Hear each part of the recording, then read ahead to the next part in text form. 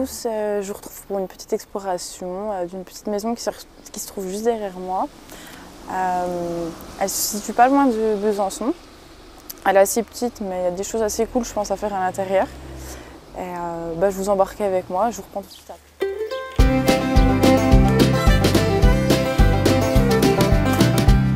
Ici, elle est juste devant la petite maison. Je parle pas trop fort, parce qu'il y a des gens juste à côté. Là, ce que vous voyez, c'est une petite salle qui n'est pas très intéressante. Je pense qu'elle a servi surtout de sorte de salle où ils entreposaient un peu tout n'importe quoi, genre des vieux matelas et compagnie. Ce qui va nous intéresser, c'est la partie qui se trouve juste derrière. Donc, on va y aller tout de suite.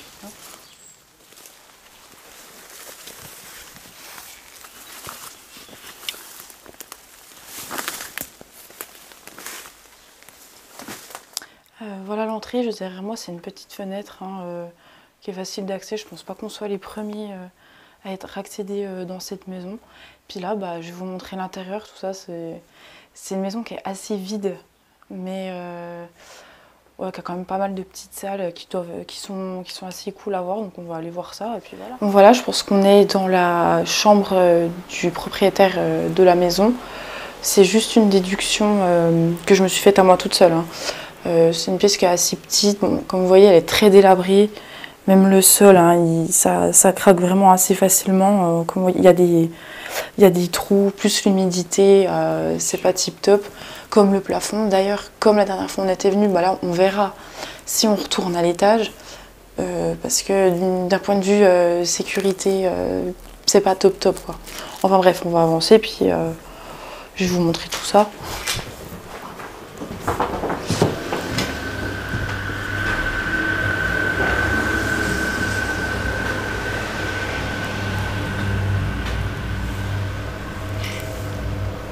Là, on doit être dans une sorte de, je sais pas, petite cuisine. Quand je vois l'évier, tout ça. Très, très, très délabré. Je parle doucement parce qu'on est vraiment très, très près de la route.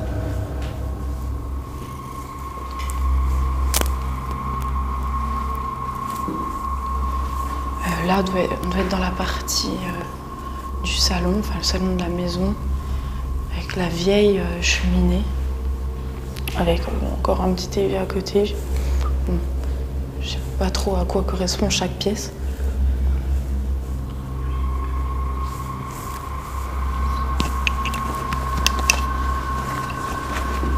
Comme je vous l'ai dit, c'est vrai qu'on est vraiment assez près de la route, donc on va faire assez attention quand même.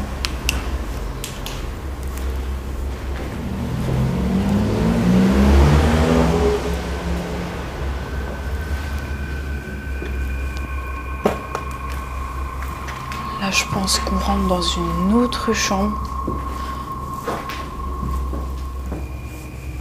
Avec le propriétaire, il a laissé beaucoup de choses. Je pense que personne n'est venu reprendre le reste. Du violage, ça sent très très fort. Ça sent vraiment l'ancien. Avec, on a des vieilles photos. Le sol est vraiment par contre déglingué avec le temps. Je sais pas, je veux pas faire une petite estimation, mais je pense que la maison elle est abandonnée depuis, je sais pas, peut-être une dizaine d'années. Vous voyez, on a des vieilles photos, des albums malheureusement qui n'ont pas été récupérés, ce qui est assez malheureux.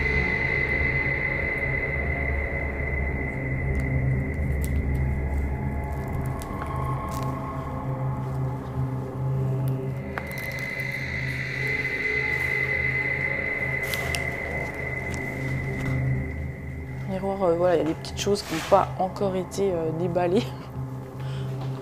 Ont été laissées ici comme telles.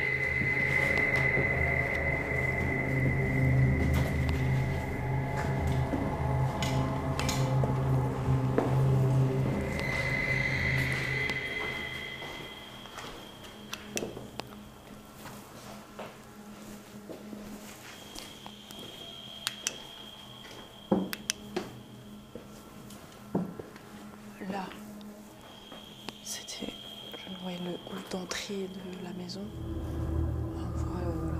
C'est vrai que la porte elle est assez déglinguée quand même.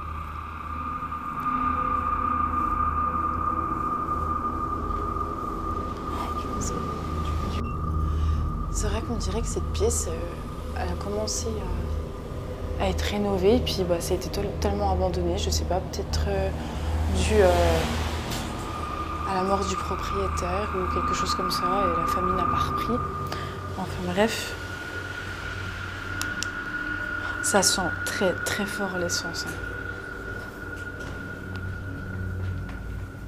Alors là, ça devait, ouais, l'atelier du proprio.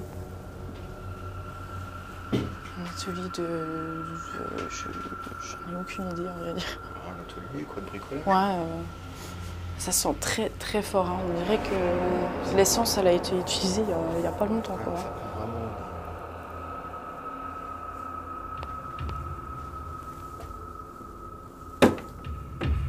Ouais, des balais, un petit fourre-tout, quoi. Une canne à pêche. Voilà une porte totalement condamnée, je crois qu'elle donne sur l'extérieur. Hein. Le vieux impair manteau du proprio, je pense. Ouais. En tout cas, il reste encore du même. Hein. L'année combien? C'est écrit 2003, donc ouais, bah ouais. En 2019. Ça fait combien? Ça fait 16 ans. Ouais, 16 ans, voilà.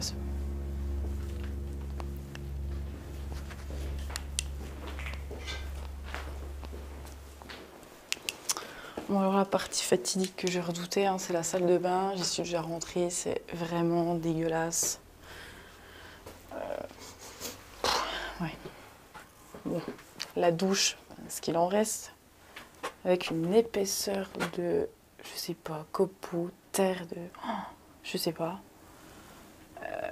Là, à vrai dire, quand on était déjà venu la première fois, on n'avait déjà aucune idée de ce que ça pouvait être. On dirait une sorte de, je sais pas, de petite étable.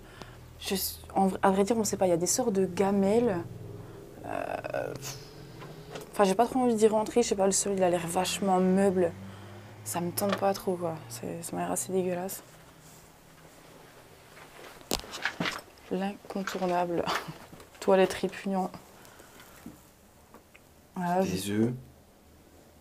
Ouais, il y a des œufs. Bah, d'œufs. voilà, ouais, bah, je pense que ça doit être un poulailler sans doute. Voilà.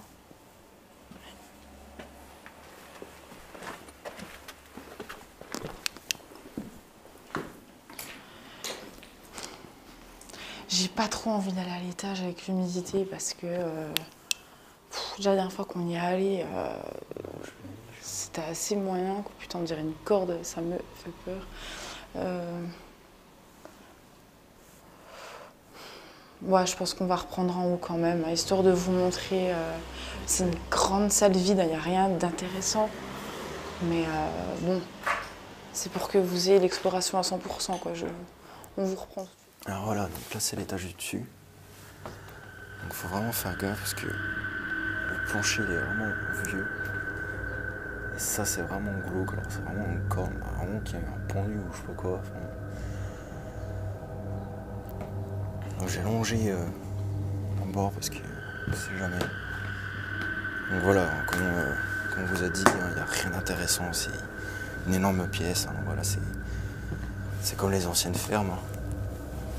Donc à mon avis, au-dessus, il devait entreposer à le foin, du vivre, enfin je sais pas quoi, enfin pour la ferme quoi.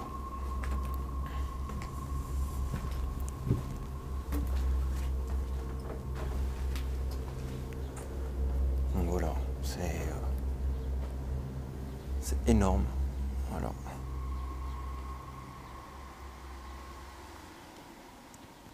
Voilà, c'est la fin de cette petite exploration urbaine. Elle était assez courte, mais on s'est dit qu'on voulait vous faire partager ça avec vous parce que toute exploration pour moi elle doit apprendre. Et puis voilà, j'espère que ça vous aura plu. Et puis je vous réserve encore d'autres lieux plus mystiques ou qui font un peu plus peur que celui-là, parce que c'est vrai que celui-là, bon, petit, simple mais efficace quoi, dans l'urbex je trouve. Donc voilà, je vous retrouve une prochaine fois. Salut.